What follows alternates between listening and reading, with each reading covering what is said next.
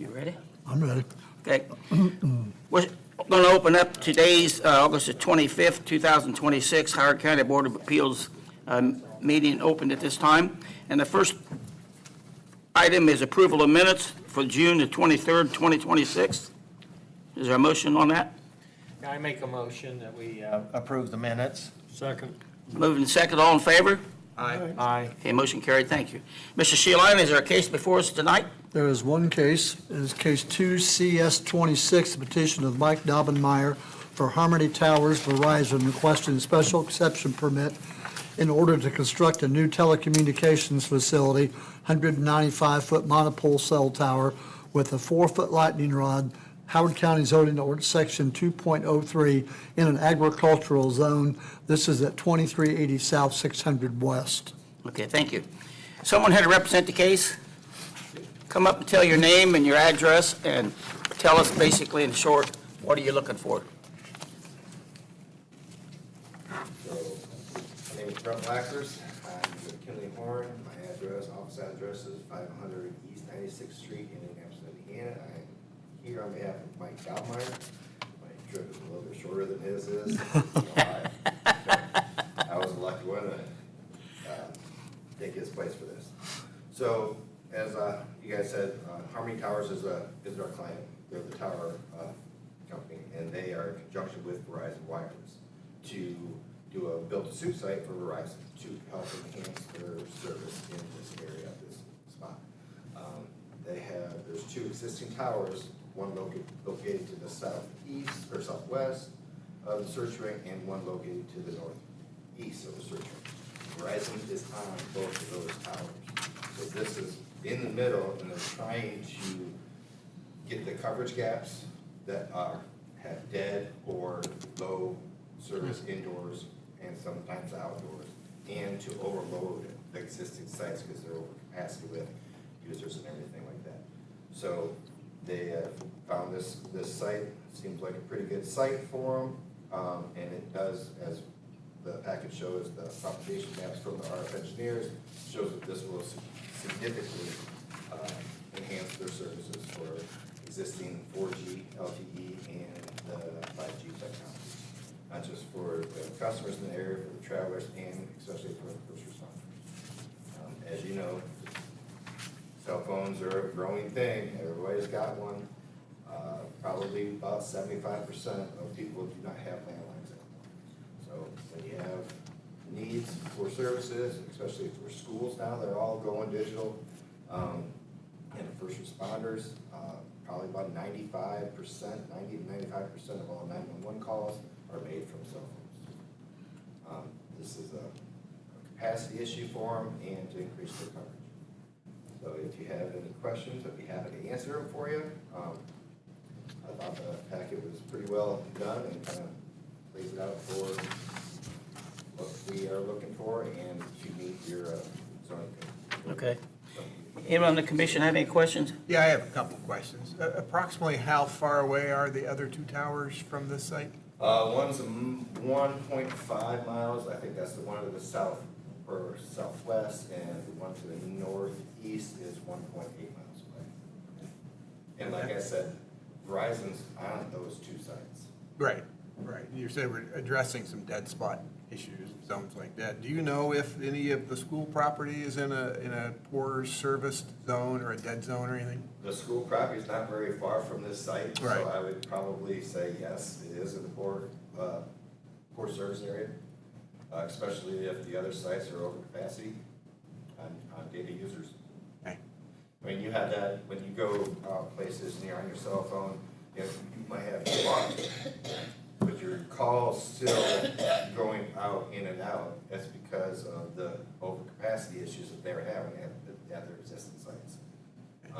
If they're not having a bunch of users on them, then you can usually have a pretty free call. And then one other question. We've looked at similar things in the past. I don't remember, and I might be my memory, the backup generator and the propane tank. I don't remember that being typical. Is that a typical thing? It all depends. I mean, some of them are. a lot of the Verizon sites that we work on with, I mean, we work on a bunch of different other clients of ours. So a lot of them do propose a backup generator. Some of them, they have them as for future plans. But you're seeing more and more backup generators there, especially if there's power outages in the area. And I mean, this is an unmanned facility, the generators don't run all the time. Right. I mean, they go on track, I think, once a month, just for a certain testing period, to make sure they're still going. That doesn't, maybe 3 minutes, just to get that testing period. How do those compare to like a typical home backup generator, power-wise? You know? Well, these are usually about 30 kilowatt. 30? I think a house is usually about 10? 10, okay. All right. And this one's proposed to be a propane tank versus a diesel fuel. Any other questions from the commission? I have a question. It says it's a monopole. Does that mean it's a single pole with guide wires versus a No guide freestanding? wires. No guide wires. the So it's a same pole. freestanding tower? Freestanding tower, kind of like a stadium light. Where you go to a stadium. Yeah. It's a little bit bigger, wider, thicker. but Yeah. Yeah, there's no Okay. guide wires involved. Okay. Everything's within the lease area, or the fencing compound. And then do these have the light at the top?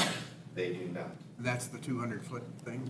That's over the 200 feet, that's when the FAA basically requires it. Now, they can require lighting, and it's all determined on what the FAA comes back with, and we have filed with them, or RA has filed with them. So if they are requiring it for some reason, I don't know why they would, because there's really no airports around here, right? Well, there is, Yeah, but there not. is. Small one Yeah, about there is. 2.5 miles away. Yeah, Yeah. yeah. So they- Glendale. yeah. Isn't that Glendale? Why would you light it? Yeah, Glendale's right there. Any other questions? Would you like to read your petitioner's findings, please? Say what? Your petitioner's findings, Oh, okay, you gotta read them in the record. I got you. The findings of fact? Yes. Okay, so A, the proposal will not be injurious to the public, health, safety, morals, and general welfare of the community.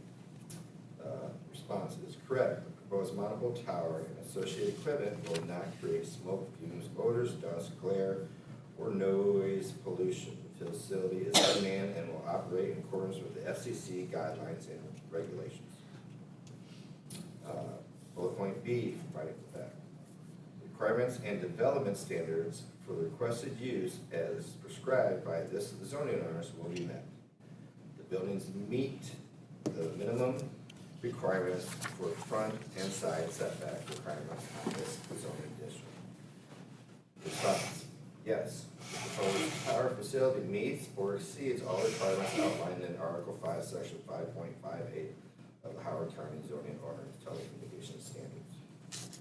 Bullet point C. The granting of the exception will not subvert the general purposes served by the zoning ordinance and will not permanently injure other properties or uses in the same district and vicinity. Response, correct. As previously mentioned, the proposed facility meets all the telecommunications facility standards outlined in the Howard County zoning ordinance, specifically Article 5, Section 5.58. Bullet point D, the proposed use will be consistent with the character of the district therein, the spirit and intent of this zoning ordinance, and the Howard County comprehensive plan. Response, yes, telecommunications facilities are permitted with a special exception within the agricultural district and all standards of Article 5, Section 5.58.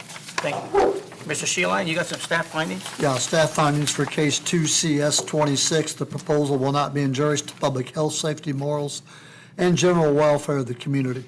As the proposed tower will meet all applicable codes, including meeting all required setbacks, it will not be injurious to public health, safety, morals, or general welfare of the community. The tower will have a 500-gallon propane tank and generator. Pardon me, staff recommends making the local fire department aware of these additions as emergencies are always possible. The requirements and development standards for the requested use as prescribed by this zoning ordinance will be met. The buildings meet the minimum requirements for front and side setback requirements in the zoning district. Per the petitioner's renderings, the tower meets height requirements, setbacks from property lines and residential districts, and screening landscaping standards. The lease area will be fenced for public safety. The granting of the exception will not subvert the general purposes served by this zoning ordinance and will not permanently injure other property or uses in the same district and vicinity. The area is already fairly developed with an athletic training center to the north and Western High School to the south. Both facility customers, students, and employees would benefit from the addition of the tower. The presence of the tower will not alter or affect the use of adjacent properties. The proposed use will be consistent with the character of the district therein, the spirit and intent of this zoning ordinance, and the Howard County Comprehensive Plan.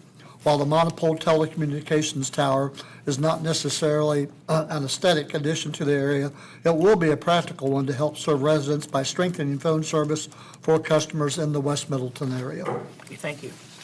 Is there anyone in the audience like to hear about this case? Yes. Come up, tell your name and basically your request. My name is William Rayleigh, my wife Carol. We live at 2397 South, County Road 600 West. We are directly across the road from where this proposed tower is to go. I have some questions. Your first statement that you read, could you repeat that for me? That you read to the county board? Copy of it. Just the first. Yeah. The first one, the findings of fact. The proposed monopole tower and associated equipment will not create smoke, fumes, odors, glare, dust, or noise pollution. Facility is unmanned and will operate in accordance with the FCC guidelines regulations. I heard something about not posing any health concerns. And I want to apologize that I mailed an attachment to you, ma'am. I couldn't get it open when you I'm sorry. sent it. I had to get IT to open it for me because my computer didn't recognize I'm that sorry. format. And so I That- didn't get it open till That about 4 report o'clock. comes from the National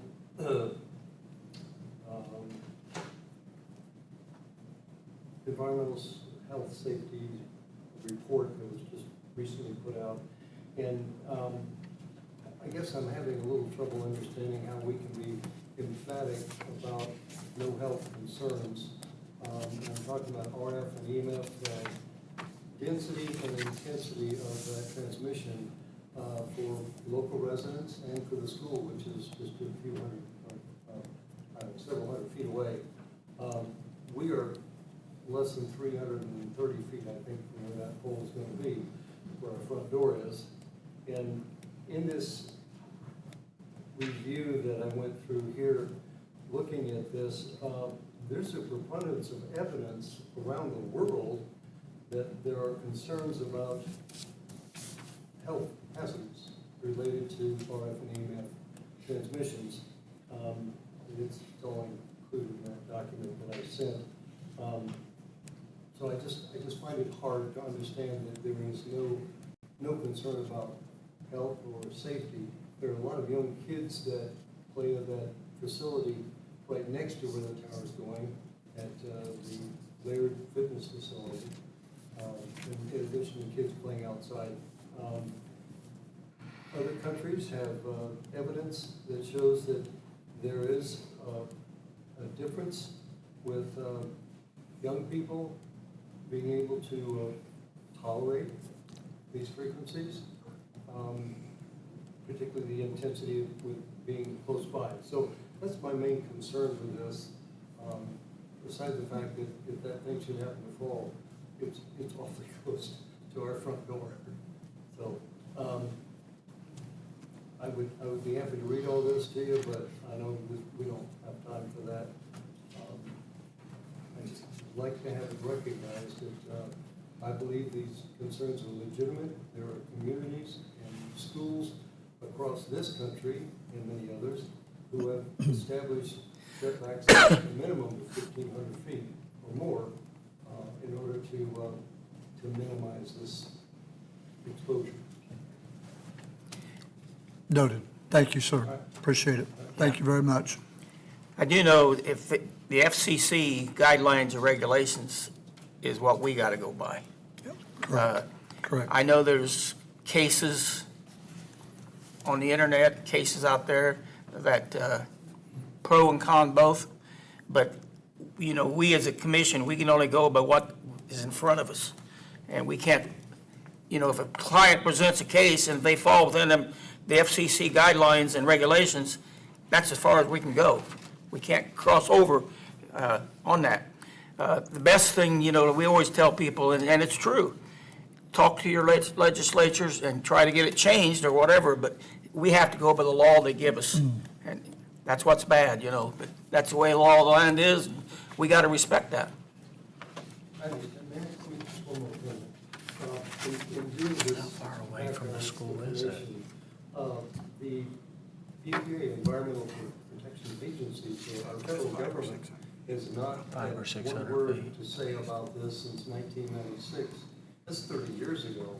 And it's disturbing me that nothing has been Yeah. brought out Yeah. for that, either to support it or make a decision that we're safe being around that. I don't know what Yeah. long-term exposure will do. I don't disagree with that, but like Mr. Embler said, you know, that's a conversation Yeah. we need to have with our representatives, our senators, and talk to them, and, because you're right, 30 years is a long time for silence. I don't disagree with that. Yep. I'm sure if Yep. it does happen through legislation, it'll Yep. be after I'm gone. Well, yep, same here, Yeah. sir, you're right, We know our federal government. yeah. And, you know, there's a lot of cases that, you know, like, that needs to be updated, and Yep. they're not right now, but so that's how we're gonna go by. Anyone on the commission have any questions? Well, yeah, I have a question then on the zoning ordinance, section 5.58, does that specifically deal with those kind of issues, the setbacks and everything else? Correct. Okay, so that's spelled out specifically Yes. in that ordinance. And Anyone else in the audience have any questions? If it, is there a motion on this case? From one of the board members? I have one more question, sorry. Okay. For Brett, right? Yep. On the layout there, it's got two boxes in the area there, future co-locator. What is that? For future carriers. So Verizon's gonna be the anchor tenant on this, and that's for potential of a future co-location. One, Okay. to minimize another tower going Right. up in the Right. area. So, they're Harmony, they're a tower company, so that's their business. Okay. They will like to get AT&T, T-Mobile, or another carrier out there. So I got a question. So what is approximately footage from the school? Do you have any idea where the tower's going versus the school? The school is Is it? across, yeah, it's on the other side of the trees. I don't really have from looking at it, I'm saying it's probably over 1,000 feet, for Okay. sure. So it's 1,000 or more. As far as the fault, I mean, in the packet, this tower is gonna be constructed at the stress, for a fall zone that it will pass within 50 feet. Within 50 feet of where it's at? 50 feet from where it's at. So basically, it's gonna fall on itself. As far as its health concerns, yes, the FCC does regulate and have that, but by the time these RF emissions hit the ground, we're 1,000 times less than what the FCC considers acceptable to human exposure. Your microwaves in your house, baby monitors, your remote to your TV, your actual phone that you put up to your ear to talk on has more RF emissions than the actual signal when it hits the ground coming from the tower. I've heard that same thing. And you can, I Yeah. mean, like you said, you can go on the internet, you can find pros and cons and everything, for yes and no. But is it all gonna be accurate? So, as of to date, there really isn't any scientific evidence that these create health concerns. Any other questions? I'd just like to request that we do get a copy of the study that you cited. You I'll what? send it to you tomorrow. Okay. I said I didn't get it open. I understand. I'd like to follow up on those things. I'll send Yeah, it would be nice to get. Is there a motion on the table for this case? I'm being president, chairman, I can make a motion. I mean, I'm a member of this group, correct? I make a motion, we accept case 2CS26 and adopt the petitioner's findings. Second? Motion made and seconded, all in favor? Aye. Opposed? Okay, motion carried, thank you. Any other business before us, Mr. Sheeline? I have no other business tonight. Mr. Wilson? No, sir. Well, I'd like to welcome Richard coming back. Thank you, Richard. Glad to be back. We wish all the best health for you. It's been a bummer, but it's good right now. Yeah, All good. right. It's good right now. So, motion to agree, to adjourn? Yep. make a Motion made and seconded, meeting adjourned. Thanks, sir. Something like that. Thank you. Thank you, sir. Thank you. You know, that is true, though, about some of the FCCs. They're not gonna change them till the You know, people complain. just like you said, put your telephone up to your ear, Yeah. your microwave. That's all exactly- these high power. Damage to ourselves holding the phone out.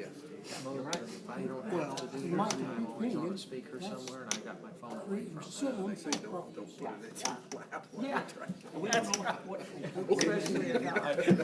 Listen to that.